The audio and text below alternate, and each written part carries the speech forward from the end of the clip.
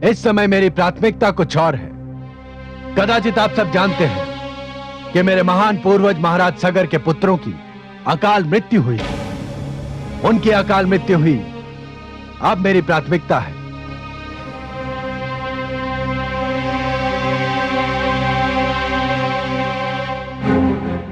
और इस विशेष कार्य को पूर्ण करने के लिए मैंने वैराग्य लेने का निर्णय ले लिया है।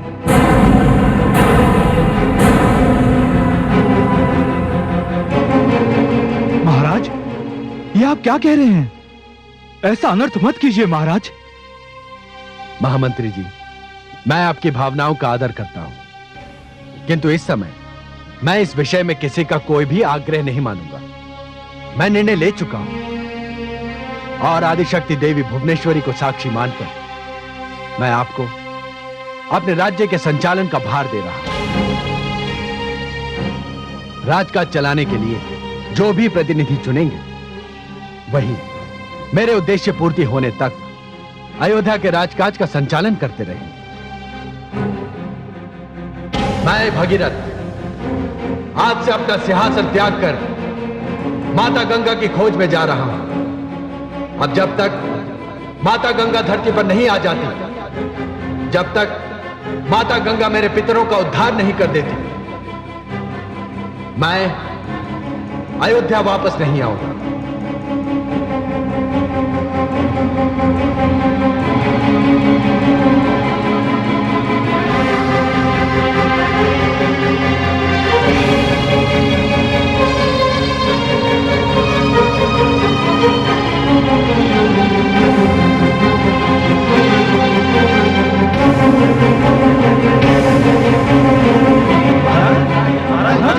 मत जाइए महाराज, हम पर कृपा कीजिए महाराज।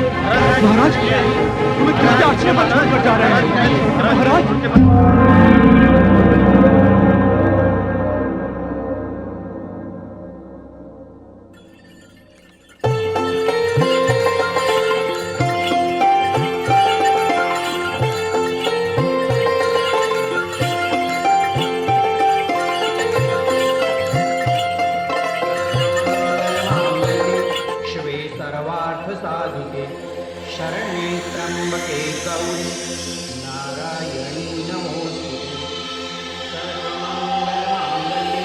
महादेवी, इस समय कोई आपका आह्वान कर रहा है।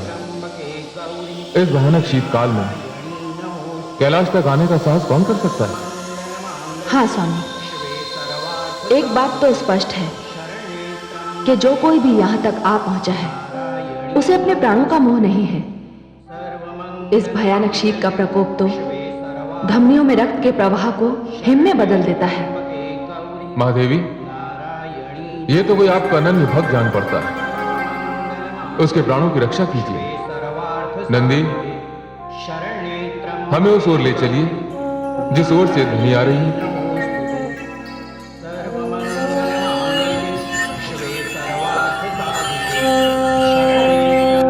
सर्वमंगल मांगल्ये शिवे सर्वार्थ साधिके शरण्ये त्र्यंबके गौरी नारायणी नमोस्तुते। सर्वमंगल मांगल्ये शिवे सर्वार्थ साधिके शरण्ये त्र्यंबके गौरी नारायणी नमोस्तुते।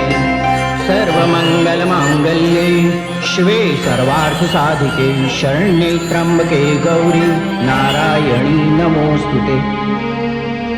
सर्वमंगल मांगल्ये शिवे सर्वार्थ साधिके शरण्ये त्र्यंबके गौरी नारायणी नमोस्तुते।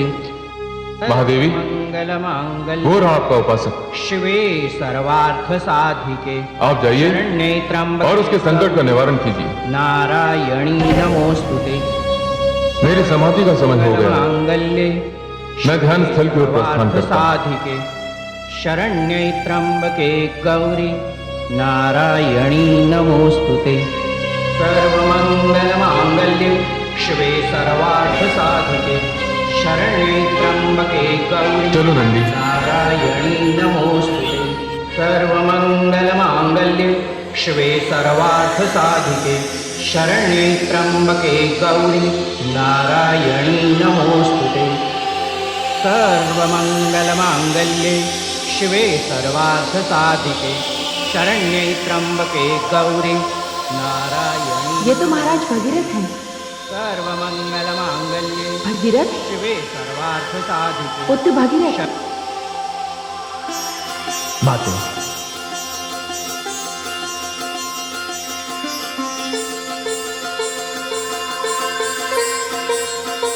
माते, मैं आपके दर्शन के लिए आया था, किंतु ज्ञात हुआ कि आप और देवाधिदेव कैलाश पर नहीं हैं।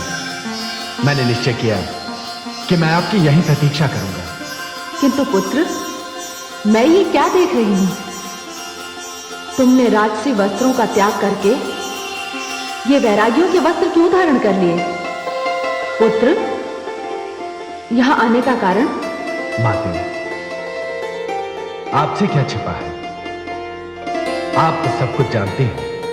हां, मैं इतने वर्ष अपने पूर्वजों के दुख, उनके कष्ट से अनजान बना रहा।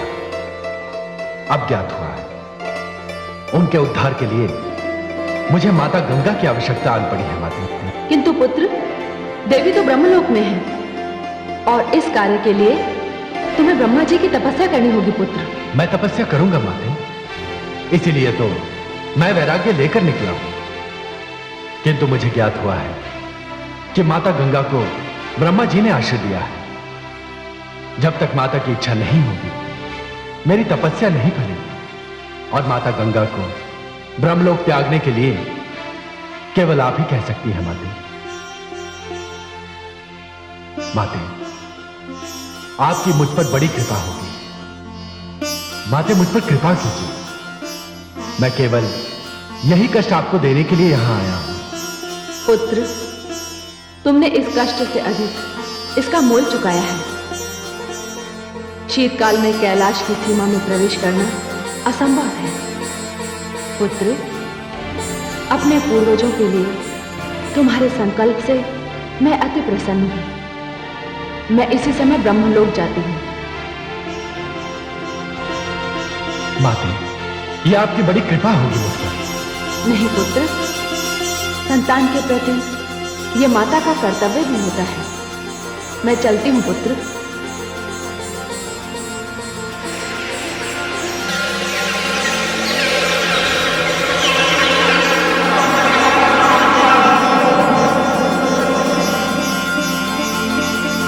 पुत्र, जब तक तुम्हारा कार्य संपन्न नहीं होता, यह कुटिया तुम्हारा आश्रय स्थल होगी।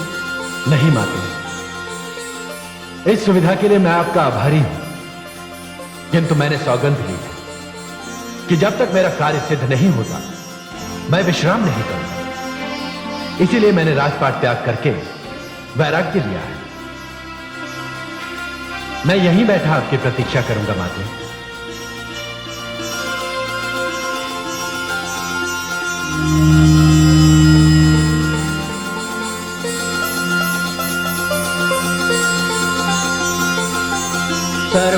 सर्वमंगलमांगल्ये शिवे सर्वार्थसाधिके शरण्ये त्र्यंबके गौरी नारायणी नमोस्तुते।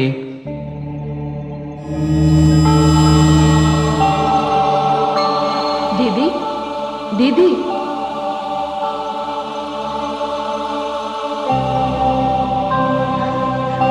उमा,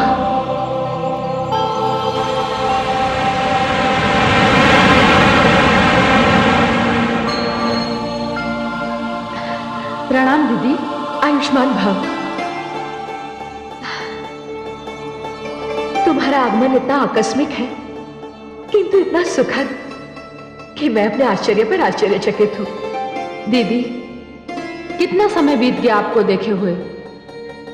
आपका कैलाश आगमन नहीं हुआ? नहीं उमा, इस समय मैं कैलाश नहीं आ सकती। तुम्हें कदाचित ज्ञात नहीं है कि मुझे देवी सरस्वती का शाप है।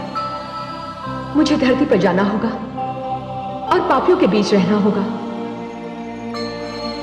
इस बात को जाने दो, तुमने अपने आने का कारण नहीं बताया।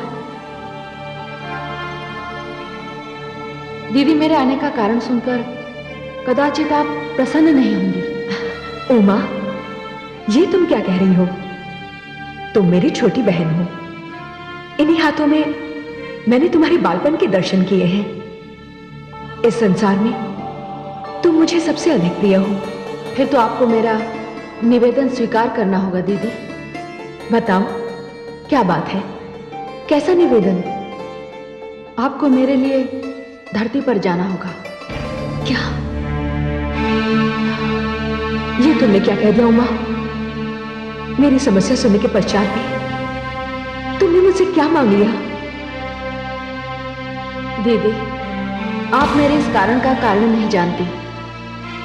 मेरा भक्त, मेरा पुत्र भगीरथ आपको धरती पर ले जाने के लिए व्याकुल है, और जब तक आपकी इच्छा नहीं होती स्वयं ब्रह्मा जी भी आपको यहां से नहीं भेजेंगे। दीदी, आपको धरती पर जाना होगा। दीदी, तुमने मुझे उलझा दिया है उमा। क्या बताऊं, तुम्हारे प्रति स्नेह इतना अधिक है कि उसके होते हुए मेरे समक्ष किसी भी कष्ट का कोई अर्थ ही नहीं है। किंतु मुझे धरती पर ले जाने के लिए भगीरथ को ब्रह्मा जी की तपस्या करनी होगी।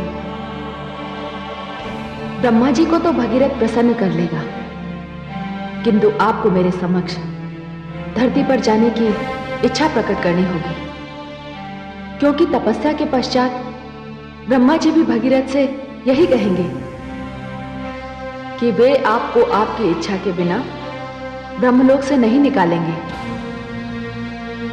ठीक है उमा, मैं जानती हूं कि यह शाप तो पूरा होकर ही रहेगा। जाओ, भगीरथ से कह दो कि वह ब्रह्मा जी से इसके लिए अनुमति ले ले। दीदी, यह आपका उपकार है। दीदी, मुझे इस समय सबसे अधिक चिंता भगीरथ की है, जिसे शरद ऋतु में कैलाश पर रहने का अभ्यास नहीं है। दीदी, मुझे अब जाना होगा, और अब तो आपने धरती पर आने का वचन भी दे दिया है। आपके दर्शन आप कैलाश पर ही होंगे। प्रणाम दीदी, आयुष्मान भव।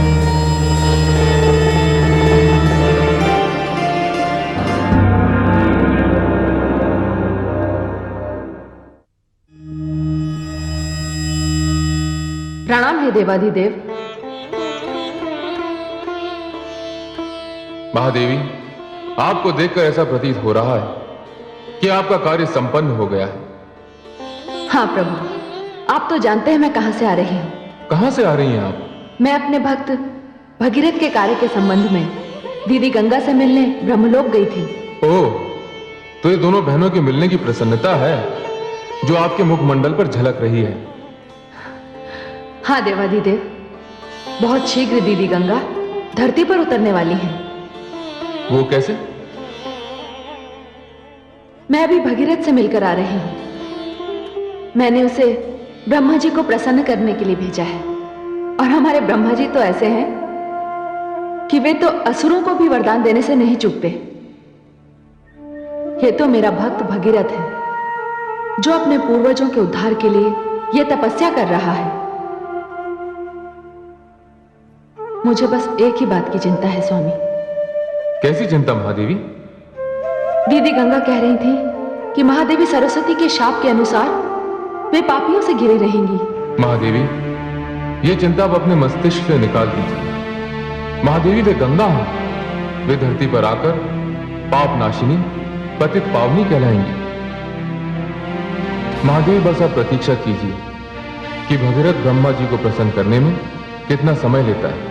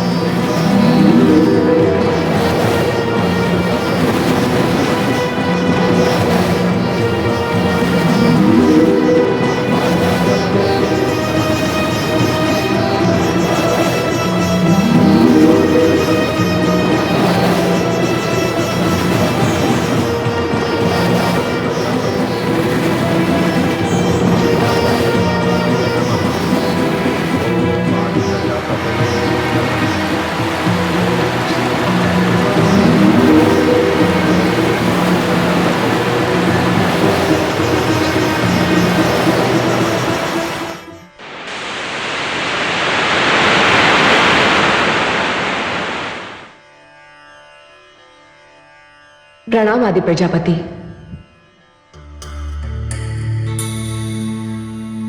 अरे देवी गंगा, क्या बात है? आदि प्रजापति, आप इतने निष्ठुर तो न थे। मैंने ऐसा क्या किया देवी गंगा? आप ही धन्य हैं। नीचे वन में भागीरथ को तो देखिए, आपकी आराधना करते करते उसकी क्या दशा हो गई है, और आप हैं कि उसे दर्शन ही नहीं देते। ध्यान मग्न बैठे हैं आप। देवी गंगा, आपके अंदर का रहस्य मेरी भी समझ में नहीं आया। आप जानती हैं भगीरथ मेरी तपस्या कर रहा है। तपस्या? तपस्या क्यों कर रहा है? आपको धरती पर ले जाने के लिए। आदि प्रजापति, उसे मुझे ले जाने दीजिए। क्या? अभी तक तो आप मुझसे बार बार विनय करती रही हैं कि मुझे ब्रह्मलोक में रहने दीजिए। ये बात तो आप ही भली भांति जानते हैं आदि प्रजापति, कि देवी सरस्वती का दिया गया शाप कभी न कभी तो फलित होगा। तो ठीक है, मैं भगीरथ को वरदान देने जा रहा हूं। आप ब्रह्मलोक छोड़ने की तैयारी कीजिए। वैसे सत्य मानिए देवी गंगा, आपकी सुदारता से मैं आश्चर्यचकित हूं। प्रणाम।